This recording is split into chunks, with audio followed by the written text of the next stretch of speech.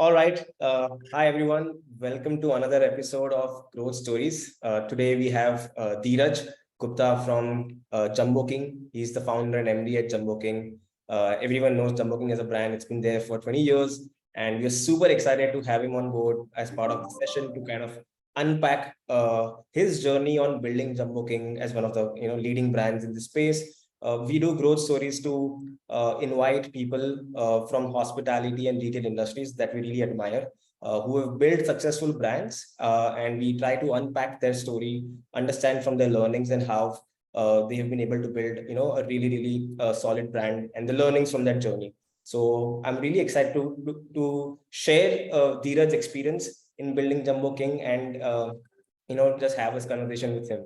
So welcome on board, Dheeraj. For all the people who don't know, would love a quick intro about yourself, and you could get started about Jumboking as well as for yourself. Yeah, hi, Pari. Thank you so much for having me over. It's always a pleasure to be. I look at this as giving back to the society because when I had started off and so I should observe as in what others have done and try and learn from them. It always helps to shorten the learning curve, right? You can learn faster and more faster. So introduction about me. So I started Jumboking 22 years ago. This is in fact our version 2.0, where about 6 years ago, Jumboking was rebranded as a burger brand, and so this is what Jumboking is today. In fact, we were very happy that recently there was a survey done pan-India where they had taken up all the large chains, and Jumboking was ranked number 3 in terms of the number of stores and the sites in the entire country. So it was a matter of huge pride for us and the entire Jumboking team. And we are at 145 operational stores today, largely in Mumbai, Delhi, and Hyderabad. These are the 3 cities where we are present and looking at getting into Bangalore. Awesome. That's great. And just Dheeraj, I would like to start this conversation with what led you to start Jumboking? What were you doing before Jumboking, and what was that aha moment that led you to create and found Jumboking? Was this something that was it at a very early age that you had always thought about building something in this space? Was it an accident? What was it? I would love to know a bit about that. Okay, so I'm just jogging back my memory. So I think what really excited me when I finished my MBA from Symbiosis in Pune was I was bitten by the bug of reading a lot of autobiographies of people who had built large, massive, scalable, I wouldn't call them businesses, brands is what really excites me. And I was, going through how Ray Kroc built McDonald's, how Howard Schultz built Starbucks, how Fred DeLuca built Subway. So, these are all such amazing stories of entrepreneurs in America who had built, really iconic brands. And what I used to wonder is that why is this not happening in India? Or rather, it would be so exciting to make this happen in India. Yeah, that was really how Jumboking started. Very fascinating. I've read this, somewhere online. Where in US there are a lot of 1,000 outlet brands, right? They're really built. They have created a lot of brands like Walmart. You look at Starbucks, you look at a lot of their brands, right? And one of the reasons why people say that is also because they're very focused on processes. Right? Subway is a great example. McDonald's is a great example. KFC is a great example. Right? These are all Western brands that we see who have scaled to that level. In India, I think we've still not reached place. We don't have 1,000 outlet brand as of yet, right? And a lot of the kind of argument that we see online is because they are very process oriented, and we are still getting there. We're on that curve to kind of get there. What's your take on this? Why India has not been able to produce 1,000 outlet brand? I think now we are on the way. There is a lot of action which is happening on the ground. And I think over the next 5 to 10 years, you'll definitely see not one, but multiple brands get to the 1,000 stores and more, because India is a very, very large market. So if I were to identify 3 things,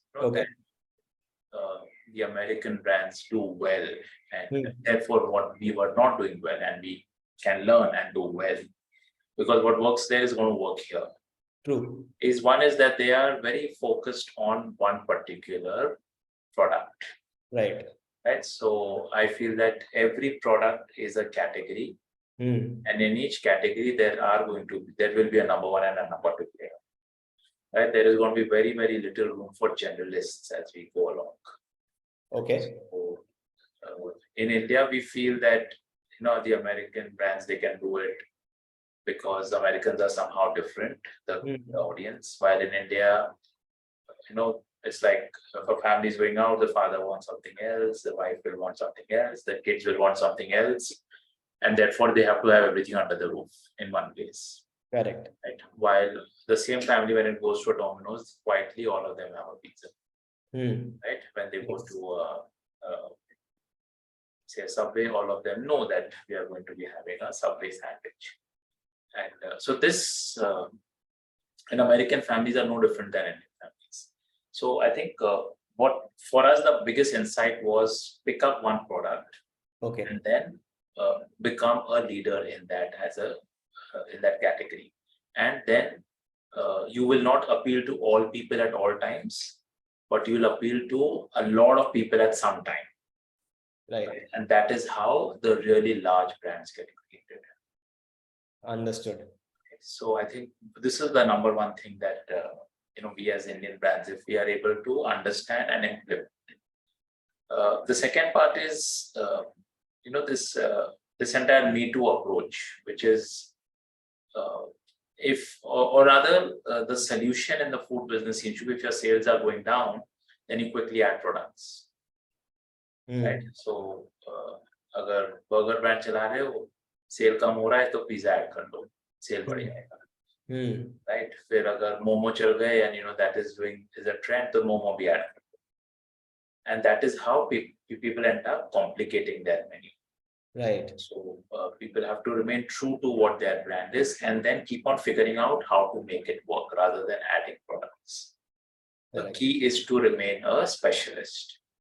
And I think the third thing is today the infrastructure is very clearly available. You have manufacturing units, you have got a very strong supply chain in place. So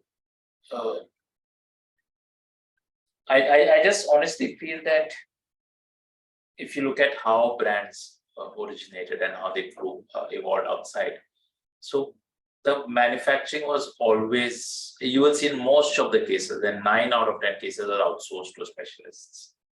Right? Then the front end was outsourced to franchises. So we are a franchising company. Right. So that creates a very asset-like model which can move very, very fast. So that is something which I think is if people are able to really understand, get committed or get resolved about it and stick to their knitting, then they will move fast as the momentum grows. It's like Jumboking. I remember to cross the first 100 stores, we took like 18 years. I thought it is never going to happen. Right? While now, over the next 7 to 8 years, we are looking at getting from 150 to 1,000 stores. Right? So we are going to literally almost close to grow 8 to 9 times in 8 to 9 years. Compared, we'll be doing every year what we'll be doing will be more than what we did in the first 18 years. So that's how the momentum, kind of falls in place. But you need to be patient for that momentum to start. Right. Yeah. No, absolutely. That's I'm sure the confidence is much higher now to get to 1,000 stores. But I think the journey to getting the first 100 store was always, where a lot of work happens, right? It's a strong base, it's a strong foundation, which propels you to be able to get those another 900 stores, in a shorter span of time. But I want to touch upon something that you said that is very insightful. I know a lot of people talk about less is more, which is what you spoke about, right? To become specialist, to be able to focus on, one product or one category and kind of really go deep into that. However, we see a lot of brands not being able to do that or stick to that. right? They, like you mentioned, like they'll, if something is not working. How was that for you when were you from day one, focused on particular products, or does this happen over time with a lot of insights and learnings and realization? So And I will share a secret with you all. So there is this book. It is called Focus. focus. The name of the author is Andres. Okay. Read this book. Okay. Right, I would really recommend this to all of your viewers. It talks about how billion-dollar brands get created. Okay. That's what the success mantra over there. So you'll see that becoming a specialist at something is what the key to success, big success lies. Yeah. Right? It's like you take any profession, a doctor, a generalist will not make as much money as a specialist. Like That's true. an eye surgeon will make more money, and within the eye surgeons, a retina specialist will make way more money than an eye specialist. Right. That's true. So you look at anything. It's always the category leaders. So when you go to food, there is pizza as a category. There are the top two players. Right, in burgers, there is the top two players, which have been defined. In Right. coffee, so all of the cars, luxury cars, right, you have the top two players. So the sooner we understand that you have to take a category, aim to be in the top 2 or 3 max, and then automatically the results will start flowing. So generalist play or being mean to, kisi aur ka, someone else is doing well, so then we start doing the same thing and start undercutting the price, or start competing on taste, etc. That is not how brand building really happens. Right. No, that's a very powerful concept, and it's not just relevant to food industry, right? This approach of, if you see even if you look at Apple or if you any other products that we consume, all the category leaders have a specific focus or a product that they've, are known to be able to do it so well, better than everyone else. And I think the same is in the F&B industry. For any entrepreneur in the food industry, I'd say that you're from the store number 1 to 10, you're a different company. Store 11 to 100, you're a very different company. And store number 101 to 1000 and onwards, you're a very different company. So these are 3 stages. Okay. So when you are in the 1 to 10, right, that is where you are. Okay. And you have to operate keeping in mind that I'm opening store number 1, I have to get to store number 10. Don't worry about that. Everybody else is going to, the Jumboking is talking of adding 100 stores a year. I'm thinking of adding just 2 this year. Matlab, I'm not good. Right? Because Jumboking was also there at one point of time. But for us, adding 4 or 5 stores a year was a very, very big deal. So 1 to 10, 10 to 100, 100 to 1000. This is how it goes. And that is how you have to decide where you are in that journey and then play that well.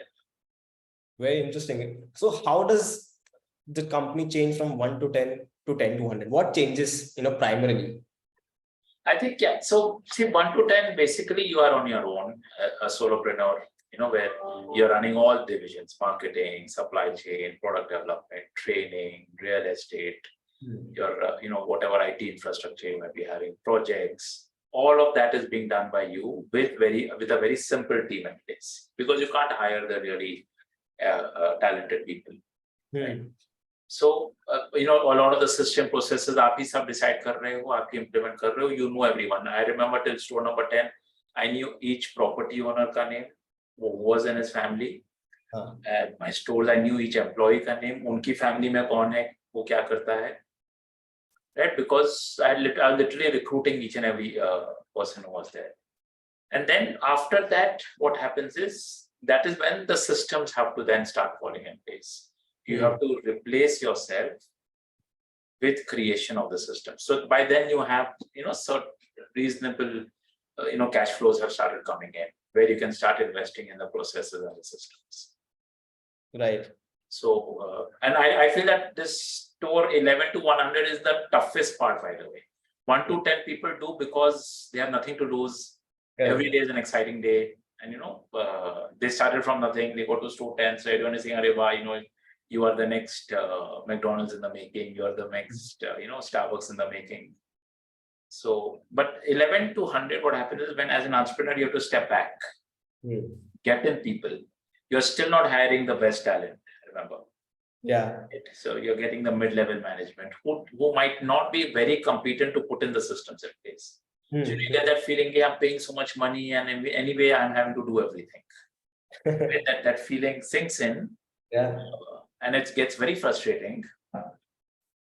Right. So for us, I think for me, store number 1 to 10 was, I think, 5 years. Store number 11 to 100, I took about 13 years. Crazy. So it was just too painful. But that is how you learn. That is what the journey is. So, and then what happens by store number 100, that is when your cash flows are strong. You have a senior, a decent senior management team in place. Your systems are in place. And you are doing, as an entrepreneur, you move from the person who's creating the systems and the processes and the team to someone who is working on the culture of the organization. Yeah. Yeah, I think it moves from creation to empowerment, right? Like you now empower people to create, right? So that you have other people who could build, the next leg of the brand. Correct. You touched about the processes, right? That's also a challenge. A lot of businesses, especially, I've seen a lot of brands who go from 1 to 10, they feel like they're at the top of the world, right? They feel like they're growing, everything is working out for them. But like you said, right, the actual journey or hard work starts from 10 to 100, where you have to now constantly deliver that to be able to kind of take that, right? And that's when processes come in play, because what worked for 1 to 10 will not work, and processes will become the biggest differentiator. And for an F&B businesses, what were some of the most core processes that you had kind of, very brutal about, and that really helped you go from 10 to 100 journey? Any areas in your business that you really streamlined? See, to answer this question, I'd say that then in our business, we have 6 departments. So each department, as I said, is marketing, there's supply chain, there is the IT department with the entire software, there is projects, there is training and audits, and there is the financial controls. Right? Am I missing? I named 5.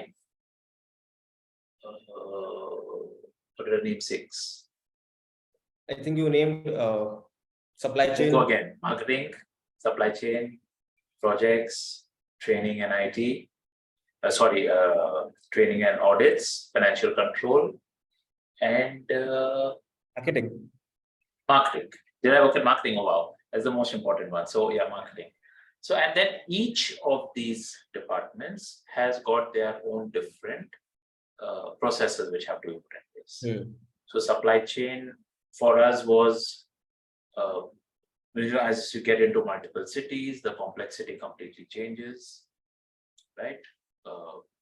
And how do you manage the supply chain? Because from within operations within Mumbai is a very different thing, but getting the same operations to work at a particular cost in Delhi and in Hyderabad is a very different ballgame. True. Right. So likewise, it comes for training, marketing, each of the departments, the processes. So it's like saying, if I'm studying in the 10th standard, right, I can focus on 10th standard and I have to top the grade over there. I cannot start thinking of my graduation. Right. I will first, if I do well in my 10th, then I will get into my undergrad. Right. And then once I do that, then I will get into my PhD. So, each of the departments is something like that, where from getting from 1 to 10, also there is a process. It's not that you grow without a process, but the process is, because you're looking at every aspect of it, you're quickly taking decisions, making changes as you go along, right? And the system is working. Beyond that, what happens is you're not taking all the decisions. It is someone else who's doing it, who may not necessarily have the competence to be able to take those decisions. And that's why their back and forth happens, mistakes happen. Understood. Got it. And how has technology played a role in this expansion journey at Jumboking? Obviously, I'm guessing technology has been a big enabler, but what is one or two ways that has helped you the most? In what areas, and if you have any example? Yeah. You all are a technology company at Relo. So, I'll give your example as the best one. We wanted to run some kind of a basic loyalty program. I think this was in the year 2006, 2007. So we wanted to basically every 10th Jumboking, we wanted to give it free. So we had to, get those visiting card kind of things made and get a stamp made. Stamp card, okay. So yes, every time a customer would come, he would stamp it.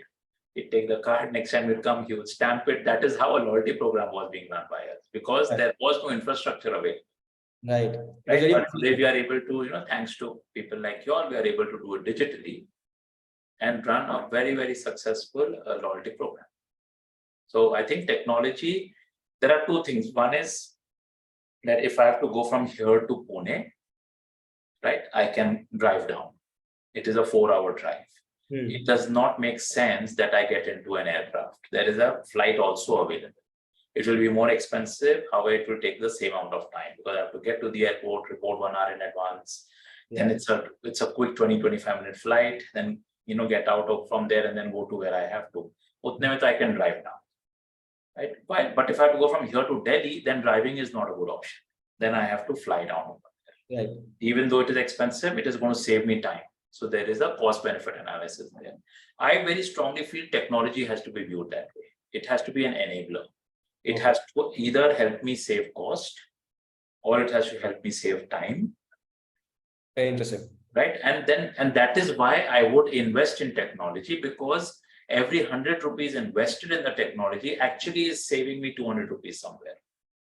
Yeah. Well, if I just go and you employ technology for the heck of employing technology, which means that if I'm spending 100 rupees on technology, but my operations are so small that I save only 50 rupees. So the technology is actually a cost. It is not, it is adding to my cost, not reducing.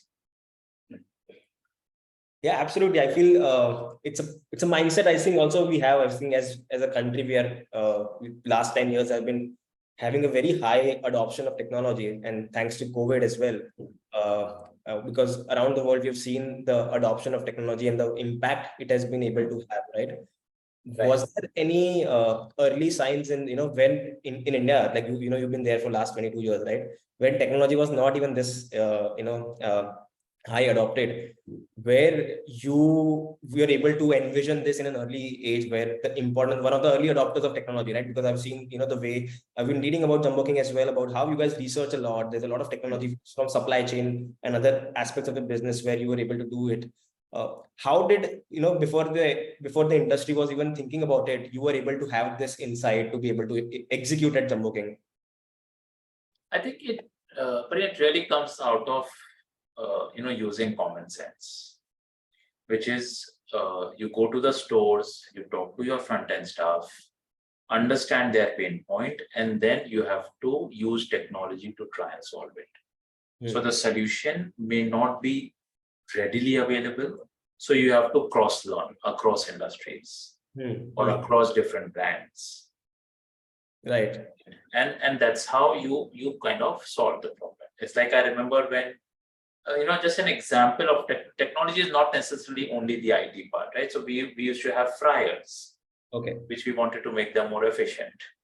So we wanted to reduce the oil bath size, right? We used to have 20-liter fryers, which would take up a lot of, at that time it used to be gas and, are efficient. And it used to be a lot of oil, which, would keep on, kind of boiling, and the output was low. So we wanted to make it lesser.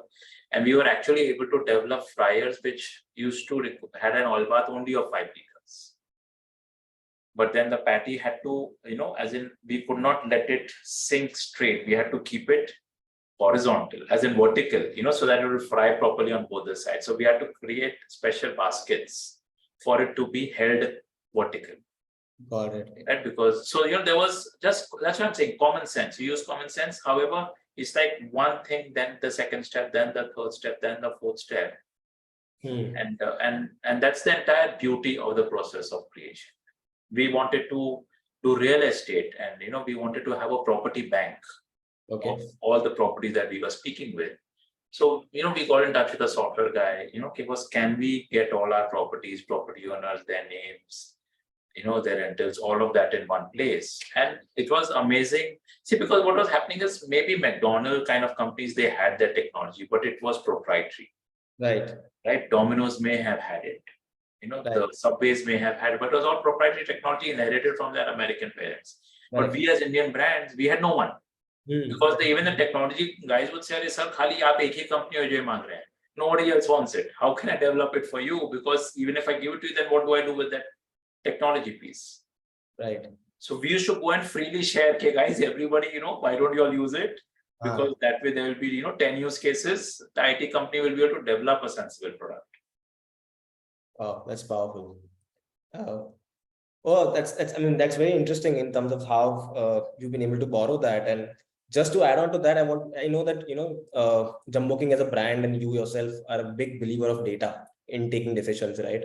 In everything that you do, whether it's from a customer side or whether it's from a product, you mentioned about product. How do you use data as of today when you are, such a well-established brand, you're going from 100 to 1,000? What does data mean to you and how do you use it?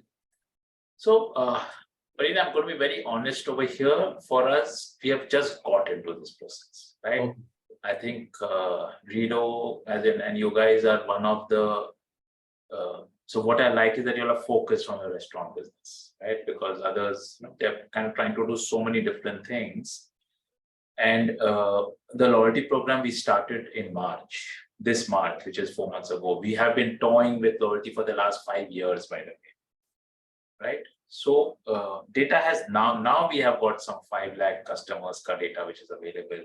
And I was actually sitting with my marketing team, I think Ashish is saying data le to diya, ab kar kya rahe hain iska? So where is the messaging process going on? So, so we are learning and, going at it like as absolute students or, like going at it as, literally kids in a candy shop where there's excitement because there's so much that can be learned because we know that so our reason for doing the loyalty program was not because others are doing it. Our reason for doing the loyalty program was because we felt like this happened during COVID where our stores were open but there was no way we could tell our customers that we are open for home delivery. And I was like that, oh my God, if we had customer data, we could have just sent out a message to them that, hey, we're home delivery. Yeah. Right. So what COVID changed was made us feel the importance of the data. Right. I don't think that the world has changed after COVID so much. Yeah. It has gone back to where it was, but we started appreciating technology more. And so that's how now that the data is there. So now we are getting that cadence in place, the discipline of weekly messaging and monthly messaging. And so it's all we are trying to learn as we go along. And I think it is I would love to have this interview with you again after 1 year because I think there I'll be able to really add value to your audience in terms of how we use the data. Because right now we are at the stage of collecting and figuring out for ourselves what to do with the data. Got it. No, I mean, absolutely. I think, like you mentioned, COVID has been a big enabler for a lot of industries to kind of understand the importance of technology to be able to grow fast. Like you mentioned, the example of going from, Bombay to Delhi, obviously, we need to leverage existing, tools to be able to propel us, right? So it same goes with any software, not just related to loyalty, but any other software in the business, whether it is helping you with supply chain, it is helping you with any other internal processes as well as you now bigger team. In implementing technology is always going to be able to kind of push you forward to do that. And I know that research is a big part of what you guys do at Jumbo, right? I've been reading and would love to know more about how, as a food brand, F&B brand, why has research been so important for you for anything, whether it is, I've seen that, whether it is a product selection or anything, research is a very core part of DNA of Jumboking, right? Would love to understand a bit more on that. How did that happen and how is that helping you? So, great. That's a very nice question. But because see, I have been blessed with a lot of amazing mentors in my life. Okay. So when it came to marketing, I wanted to learn what is the best way to do marketing, right? I'm an MBA in finance. I like marketing. However, I necessarily did not know how to do it. And Okay. I should, keep on watching TV ads and say, okay, who are the cool guys who are marketing? And I should see a lot of this fog guys, the Dio. The gentleman's name is Darshan Patel. He's an Ahmedabad-based person. Paras, he was ex-Paras, one of the partners. Then he started Winnie Products. So I went and I met with him. I said that Darshan bhai, I need to learn marketing. He's a genius. Yeah, absolutely. So so of course these people are super busy. Why would they give you time? But I somehow I think was persistent. So I got to learn so much of he is a research-driven guy. Yeah. He says if I have to do an ad campaign of 10 crores, first I'll spend 1 crore on researching what I'm going to say. What does the customer think about my product? Why does he like it, or what are the strengths? Why does he like the competition product? What is our differentiator? So he'd say that first I do the research to understand what is different. Then I would spend, another crore to make the ad, to make a very, very good ad. And then I would spend the money on advertising. So I said that, sir, पर मेरा तो पूरे साल का ad budget ही 1 crore का है. आपने तो 1 crore research में खर्चा कर दिया, So he said, so that's when he told me, said, see, this is all a game of patience. At the scale at which you are today, you will not be able to operate the way I am. But you will get to a point where this is how you will operate. So then we said that no problem. So we started doing, we said that, okay, we don't want to be on television, right? But we definitely want to, whatever tactical ads we kept on doing in mobile, we would always go and ask our customers, why are you choosing Jumboking over another brand? So I may have thought differently, my marketing team may have thought differently, but only after speaking to 1,000 customers did we realize why they are choosing Jumboking, right, over a Burger King. And why there are thousands of customers who are opting. We had done this market research at a Jumboking store where we had a Burger King store very close to us. Okay. And we asked their customers, why were they using Burger King, chose Burger King and did not come to Jumboking. So we got such beautiful, simple, straightforward insights about exactly when a guy chooses Jumboking. Amazing. So and that is what, so it is the obvious, right?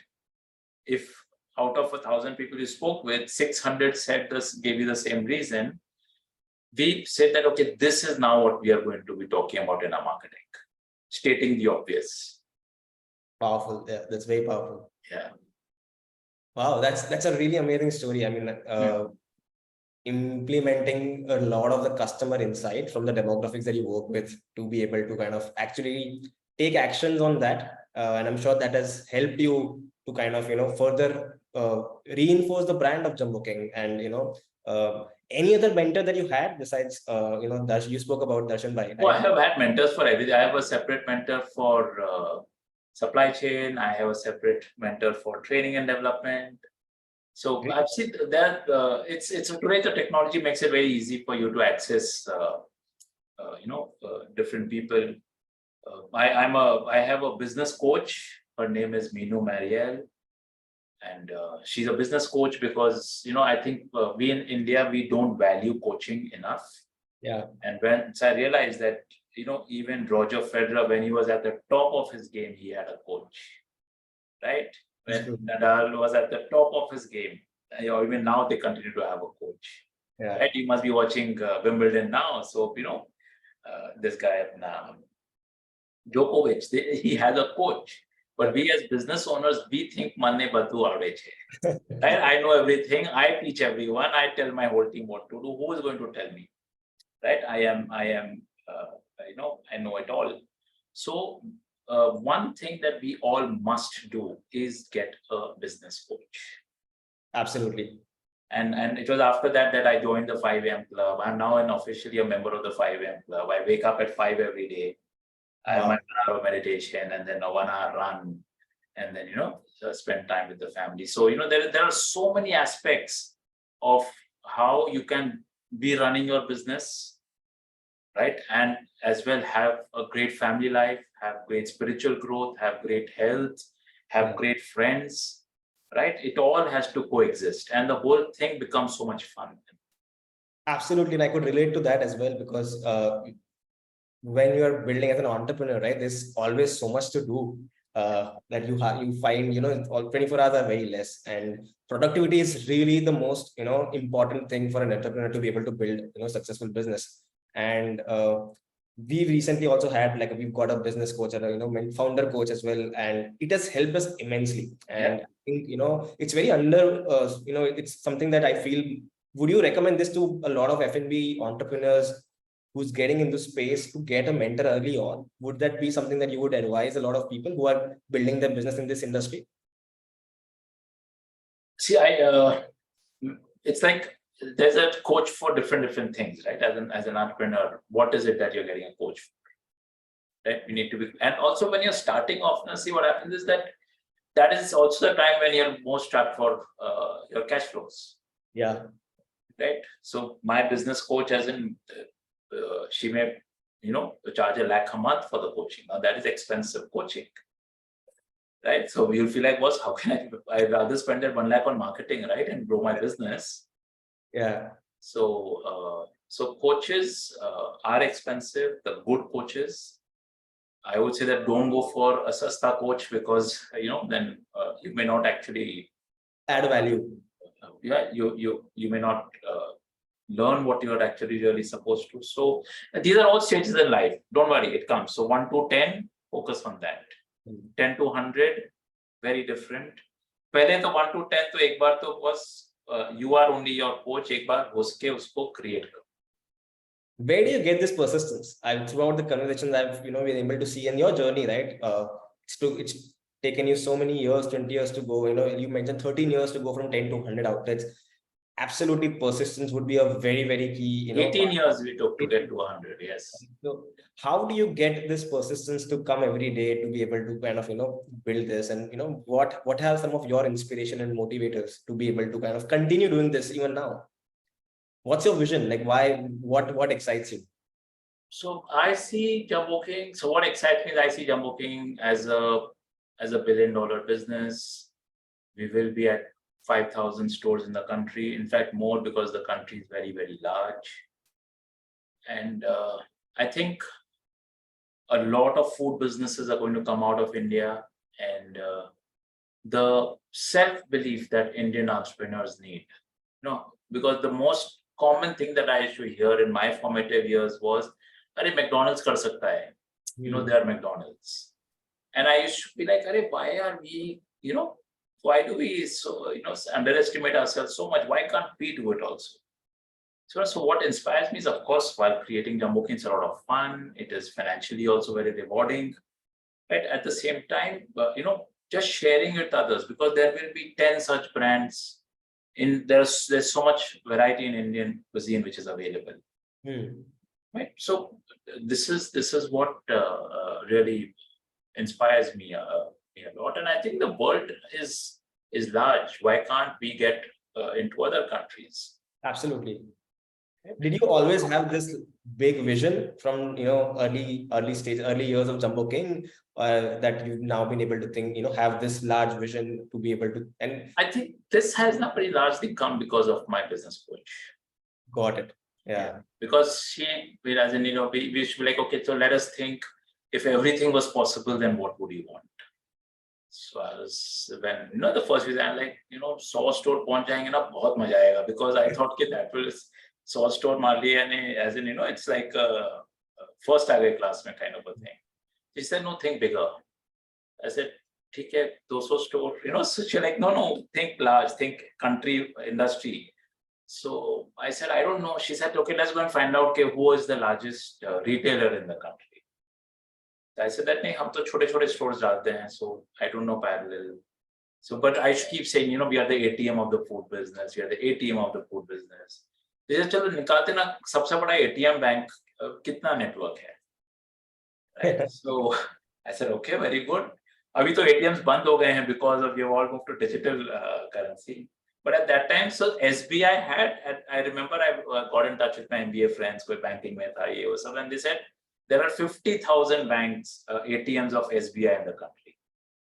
So I told her that. She said, very good, तो अभी 50,000 store लगाने हैं हमको. I was like, hello, 100 नहीं लग रहे हैं, यहाँ पर आप 50,000 की बात कर रहे हो. So she said that, no, as in, let us see how, so then we settled on 5,000 as a number. Right, and she has this amazing technique. She says, okay, great, now let us look at 10 different ways of how we'll get to 5,000. So I looked at her and said that, Meenuji, I don't know how one single way to get to 100. You're asking me to write down 10 different ways to get to 5,000. How is it going to happen? But what happens is it just starts off that thought process of what can be possible. Right, and then you kind of get into that auto mode of you start seeing things very, very, very different. And that is why business coaches so important. Yeah, they make you, I think, they kind of push the envelope. They're able to kind of, help you see things that you put limitations around, right? I feel, yes. And I feel a lot of business owners in this industry as well, I think, lack there. They're thinking, एक city में 3 store करने, 5 store करने, but I feel the vision is very important for them to be able to survive, because I think F&B is a very hard industry. Like survival is a very, very crucial. You survived all these years. Right? So survival, I think, is one of the key things that a business needs to do, and I think it comes from vision. Right? If you have that vision, then in tough times you'll be able to survive. I think the other problem is one moment. The other real issue which happens is people are getting excited about the fundraise that they do. Right, so people go and they raise a lot of money. They offer crazy projections to increase their valuation. Now you've got an investor on board. अब आपने numbers दिए तो आपको meet करने पड़ेंगे. आपको meet नहीं कर सकते. The investor gets upset. Sir, you had said that ये तो 10x हो जाएगा 5 साल में, आपने तो कुछ भी नहीं किया. So we start making a lot of mistakes. At this entire race of Zomato ने इतना billion हो गया, Swiggy का इतना billion हो गया, इसका ये हो गया, उसका वो हो गया. That is what really drives people a little off the game. And also then what happens is that because I have seen this happen, right, where a company was pushed to grow much faster just to meet certain numbers. It was not necessarily good for the business, it was good for the investor. Got it. Right, so we have been blessed with a great set of investors who always said that do what is important for the business. The business grow ho raha hai, hamara paisa grow ho jayega. Yeah, that's and I think the second classic mistake, as in one is mistake people make is they go for geographical expansion to grow fast. Second is they go for menu expansion.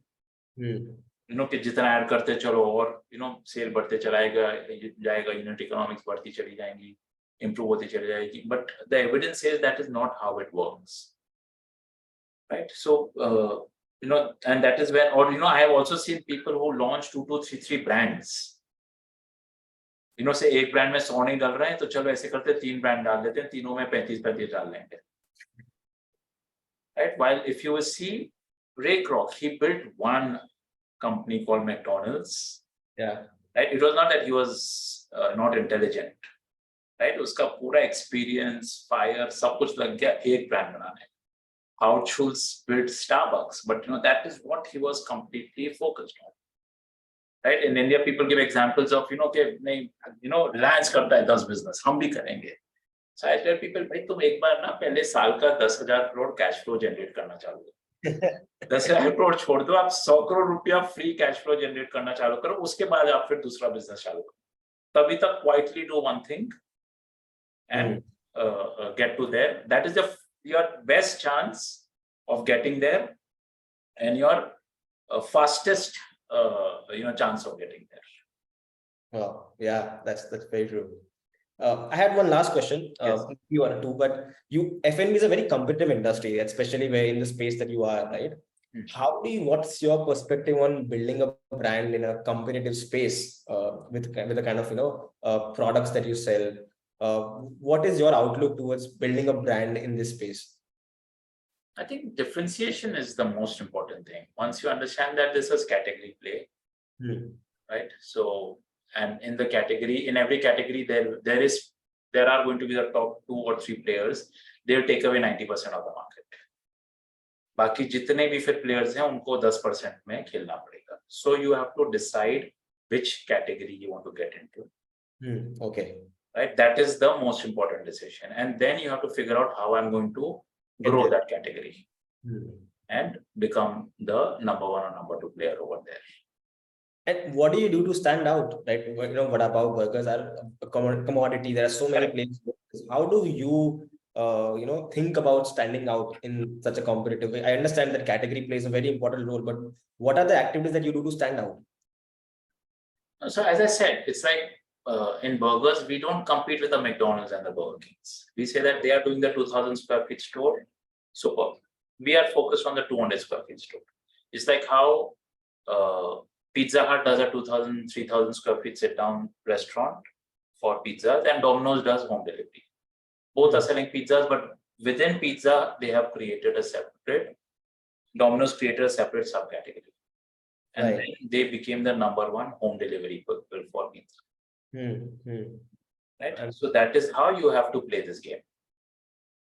And what do you think about new customer acquisition versus customer retention right now? Because category play will happen with customer and, you know, retention and acquisition.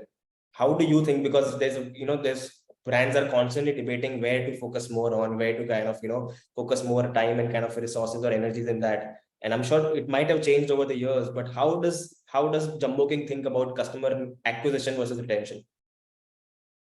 Is both important? Is one more important than the other? What is your outlook?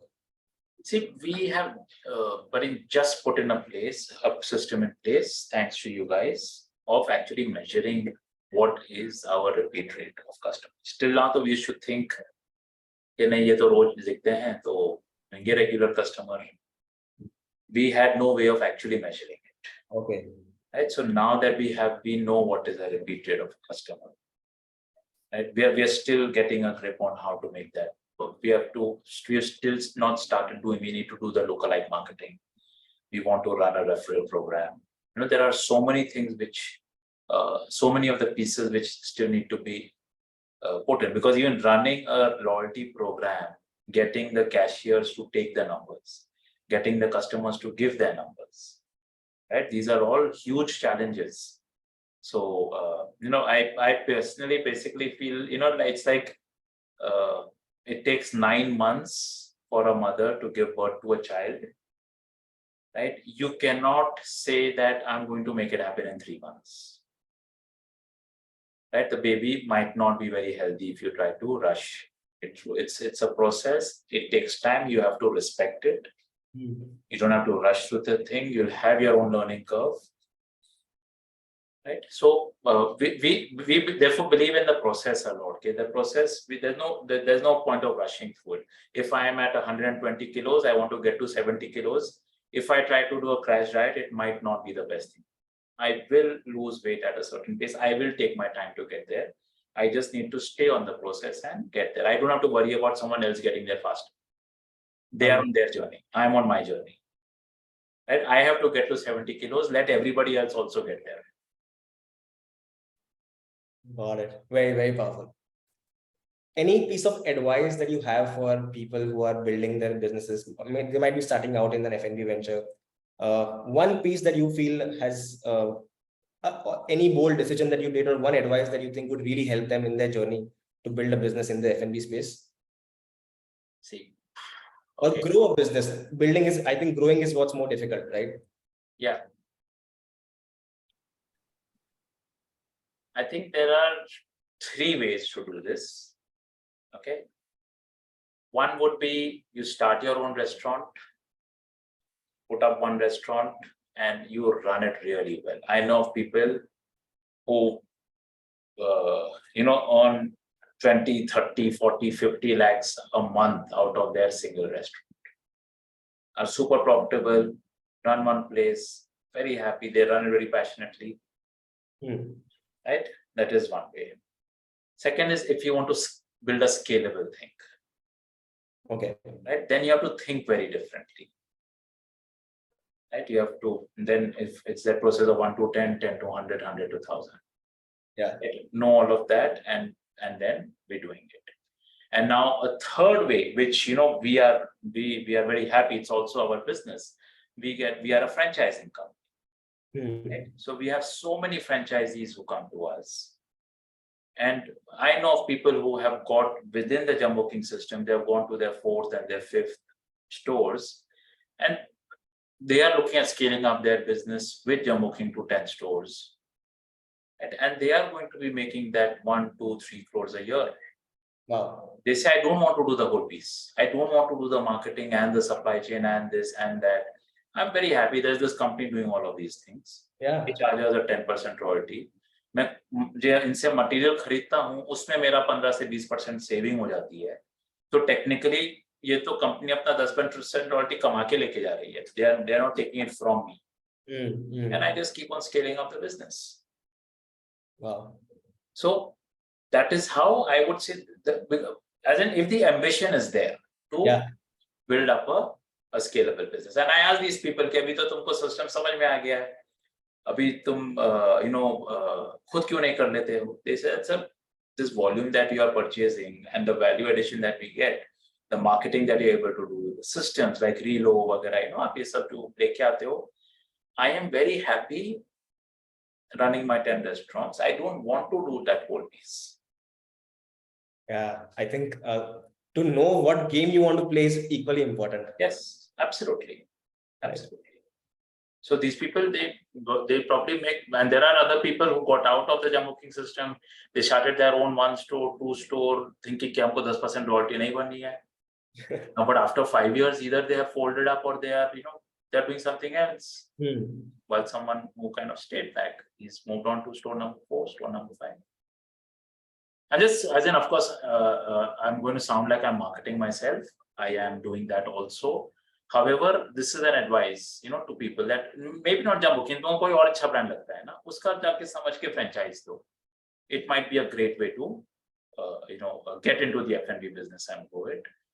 And or if you're doing your own thing, then you have to be ready for कि 10 साल लग जाएंगे पैसे बनाने में, because आप system बनाओगे. Correct. Or sit with one place, run, make the most amazing pizzas, burgers, South Indian, biryani, whatever you want to be doing, where people will come to you because you give them that home wala feeling. Yeah.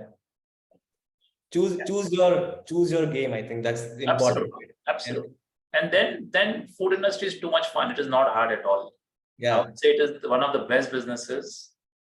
Right? Other industries are way tougher. A garment dekh lo. कोई भी दूसरा industry, they are way tougher. Food industry is the most exciting, and India is just starting off. आज से 10 साल बाद तो it's going, it's still going to be, I think, still starting off only. We're nowhere close to saturation. That's true. I mean, I think we are at a very exciting part of this, journey where things are only going to get bigger and better. Absolutely. With more and more people kind of enabling and pushing the whole industry forward, there are going to be more, products and more services being built in this industry that will just make it easy for anyone to start and launch their own business, right? I think it's absolutely. Thank you so much, Dheeraj. This was such a wonderful conversation. I'm really, happy to be able to kind of get your time and have a very candid conversation about Jumboking. I'm wishing a lot of, good wishes to kind of take Jumboking from 100 to 1000, and have a great evening. Thank you so much. Thank you, buddy. All the best. Thank you.